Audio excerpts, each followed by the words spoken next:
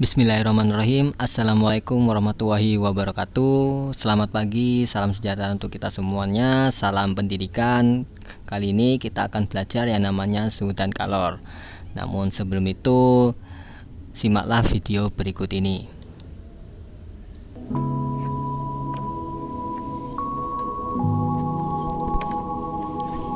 Jadi video ini kita ambil ketika kita sedang melakukan penelitian di Pantai Puger yang ada di Kabupaten Jember.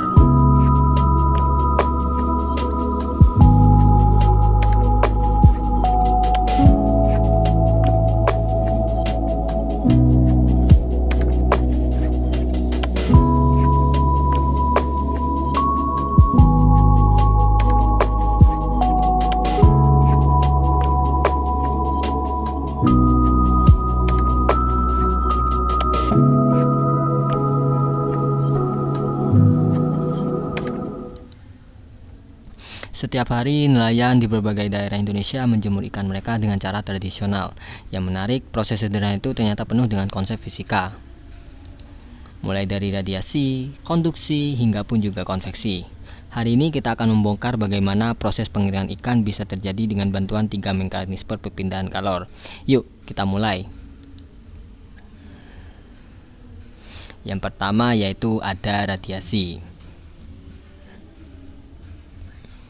Radiasi sendiri adalah perpindahan kalor dalam bentuk gelombang elektromagnetik, terutama gelombang inframerah. Karena itulah, dan keunikan radiasi sendiri itu tidak membutuhkan medium, bisa terjadi di ruang hampa. Itulah alasan mengapa panas matahari bisa mencapai bumi. Secara fisika, besarnya energi radiasi yang diterima suatu permukaan dapat diperkirakan dengan persamaan Stefan Boltzmann, di mana persamaannya yaitu Q sama dengan C DAT pangkat 4. Di mana Q-nya sendiri yaitu energi radiasi per satuan waktu, C-nya merupakan konstanta Stefan Boltzmann, A-nya merupakan luas permukaan, dan T-nya merupakan suhu permukaan Kelvin. Matahari sendiri memiliki suhu permukaan sekitar 5800 Kelvin, sehingga radiasinya sangat besar. Ketika ikan dijemur, permukaannya menerima energi radiasi matahari, yang kemudian mengakibatkan yang pertama, meningkatkan suhu permukaan ikan. Yang kedua yaitu memberi energi untuk mengubah air di dalam ikan menjadi uap atau penguapan. Yang ketiga yaitu mempercepat proses penurunan kadar air. Semakin kuat radiasi matahari, maka ikan akan cepat kering. Inilah sebabnya waktu terbaik menjemur ikan adalah pukul 10 pagi sampai jam 2 siang, ketika intensitas matahari lagi tinggi-tingginya. Terus yang kedua yaitu ada konduksi.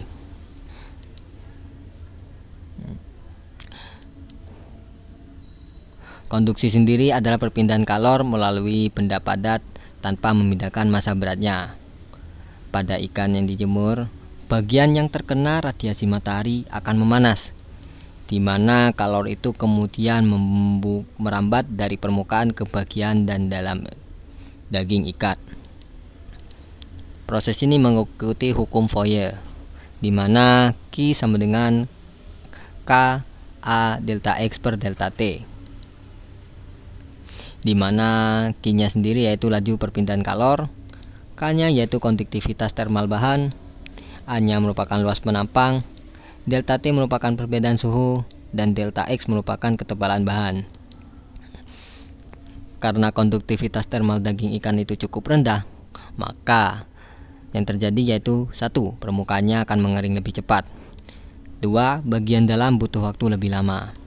Nah, inilah yang akan menjadi alasan mengapa ikan sering dibelah atau direntangkan sebelum dijemur, karena itu akan mengurangi ketebalan atau delta X-nya. Yang kedua itu membuat kalor lebih cepat masuk ke dalam bagian dalam. Yang ketiga yaitu ikan akan kering lebih merata dan tidak busuk di bagian tengah. Terus yang ketiga yaitu ada konveksi.